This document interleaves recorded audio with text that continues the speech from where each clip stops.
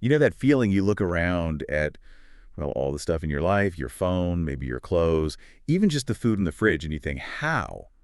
How did all this get here? Oh, yeah. It feels like this massive invisible system working behind the scenes. Totally. And trying to understand that system, how it all actually comes together. Well, that's what we're digging into today.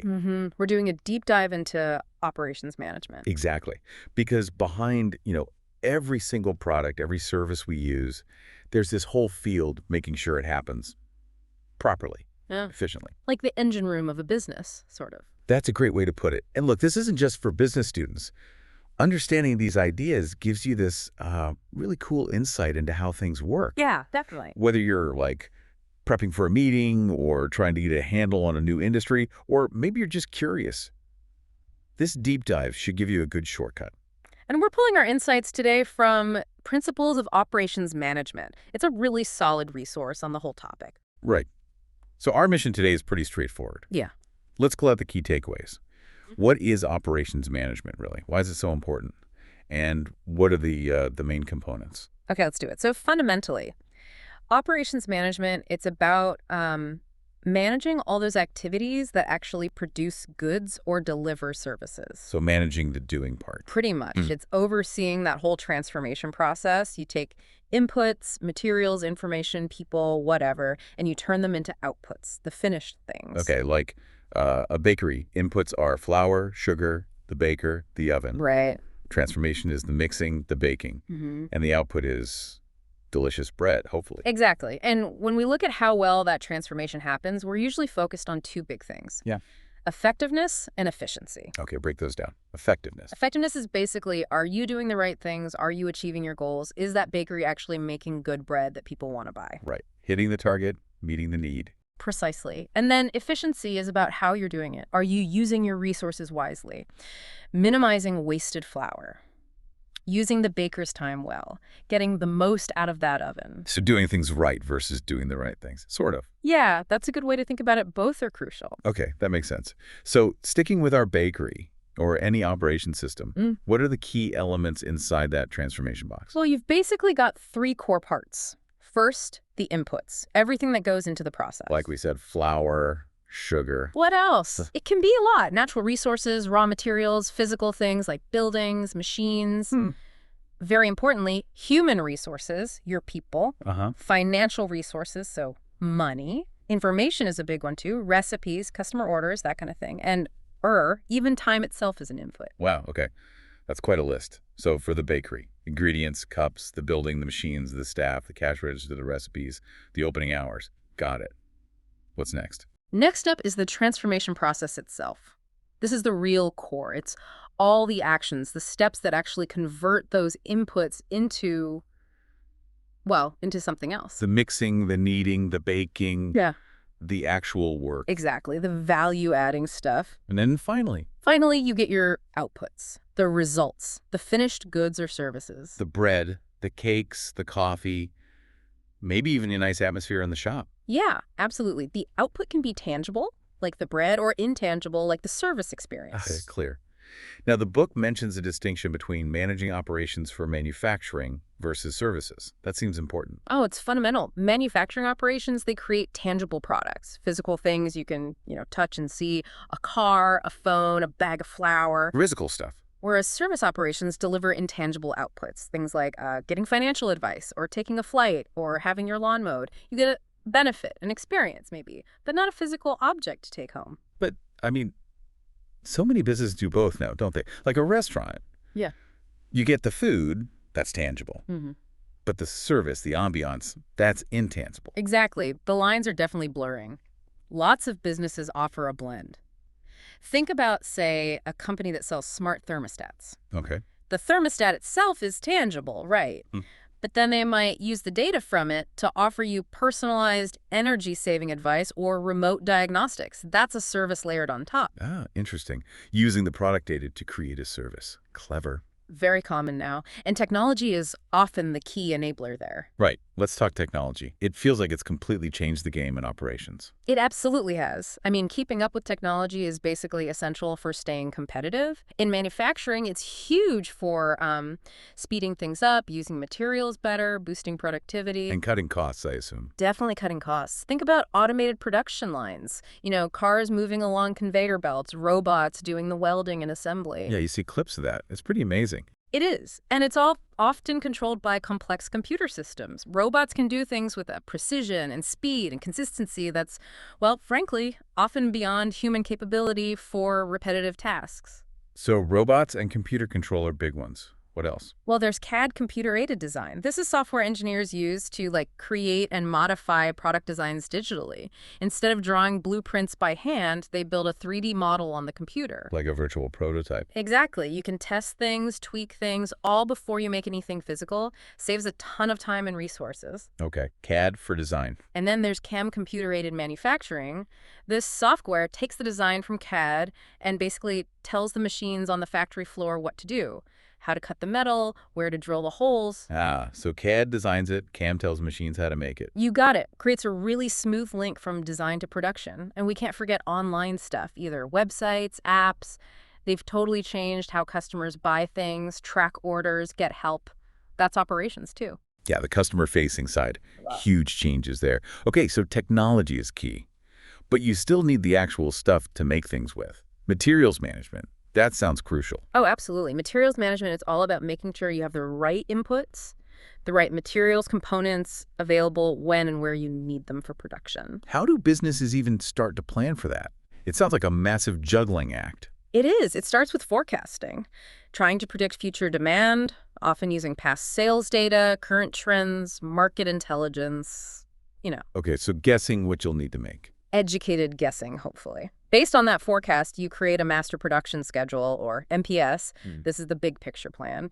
What finished products are we going to make? How many? And when do they need to be ready? The overall production target. Right. And then from the MPS, you drill down into materials requirements planning, MRP. MRP. MRP is super detailed. It lists every single raw material part subassembly needed to hit the MPS targets. If the MPS says make 1,000 bikes by Friday, MRP figures out exactly how many wheels, frames, pedals, screws, everything you need, and when you need it. Wow. That sounds complex. It must need software to handle that. Oh, definitely. MRP systems are usually sophisticated software. It prevents shortages, stops you from ordering too much. It's vital for efficiency. And controlling the amount you have on hand, that's inventory control. Exactly. Inventory control is about managing those levels. Holding too much inventory costs money, storage space, risk of damage, or obsolescence.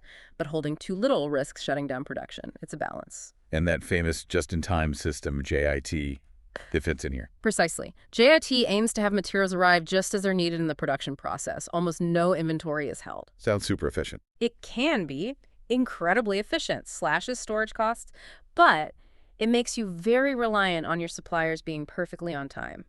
Any little disruption in the supply chain, a delayed truck, a quality issue from a supplier can bring everything to a halt. Yeah, I'd see that. High efficiency, but maybe high risk too. It's a trade-off, definitely. Requires very tight coordination. Okay, so you've got your materials sorted, Yeah. but then you need to make sure the final product or the service is actually good. Quality management. Yes, absolutely critical. Quality management is all about meeting or hopefully exceeding customer expectations consistently. And how do businesses approach that? Just check things at the end? Well, that's one way, called quality control. It's more reactive. You inspect things at various points, measure them against standards, and catch defects after they've happened, but ideally before they reach the customer. Okay, like spot checks. Kind of. But a more proactive approach is quality assurance.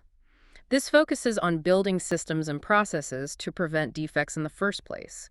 It's about ensuring the standards are met throughout the whole process. Yeah. Think ISO 9000 certifications. Those are about having robust quality systems. Right, building quality in, not just inspecting it out. Exactly. And then there's total quality management, or TQM. This is even broader. It's like a whole company philosophy, an ongoing business-wide commitment to excellence and continuous improvement in everything. Everything. Pretty much.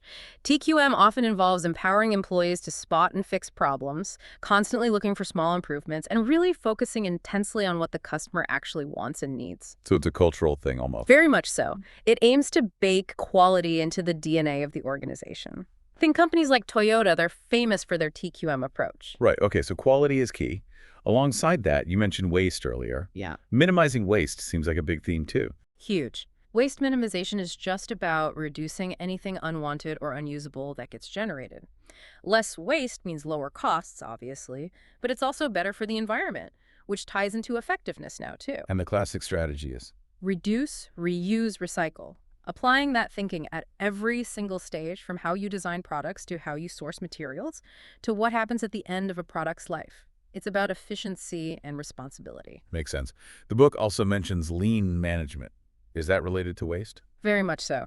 Lean management is a whole philosophy aimed at maximizing customer value while minimizing waste.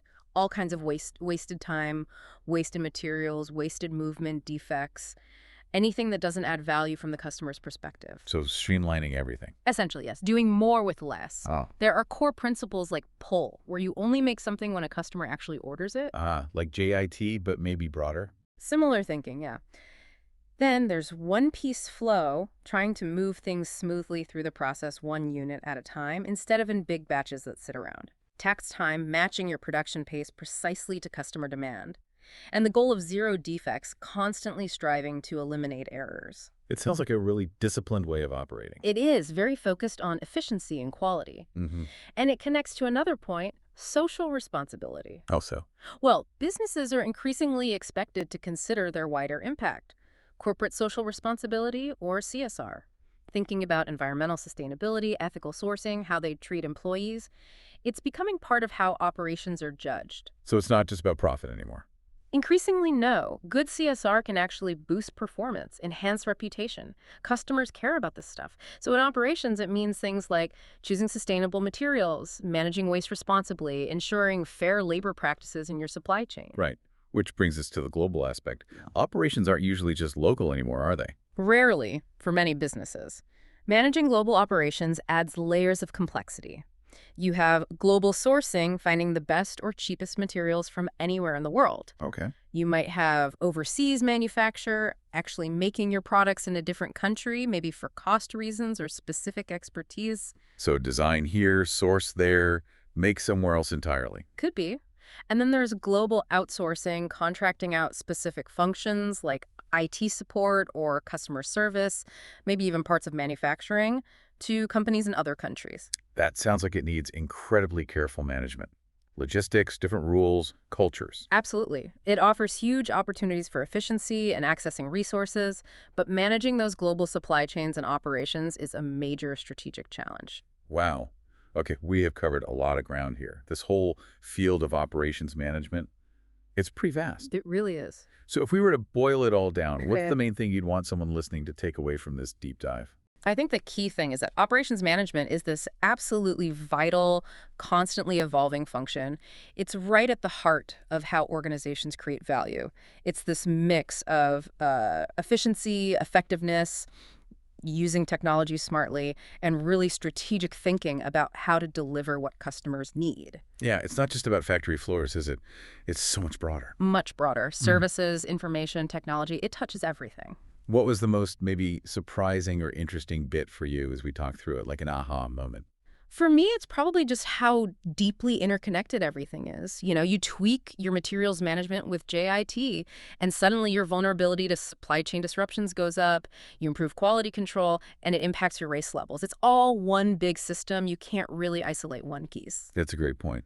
It makes you appreciate the complexity behind, well, almost everything you buy or use. So for you listening, whether you're grappling with supply chains at work, or you're just interested in how that gadget you love gets made, or maybe you're trying to figure out why one company seems so much slicker than another, understanding these basic ideas of operations management really gives you a useful lens. Yeah, it definitely helps you see the how behind the what. So here's a final thought to chew on, building on all this. Yeah.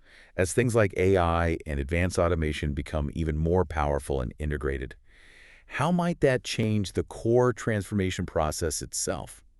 What does operations management even look like when intelligent machines are doing more and more of the planning, the doing, maybe even the improving? Ooh, that's a big question. Definitely something to think about. Thanks for taking this deep dive with us today.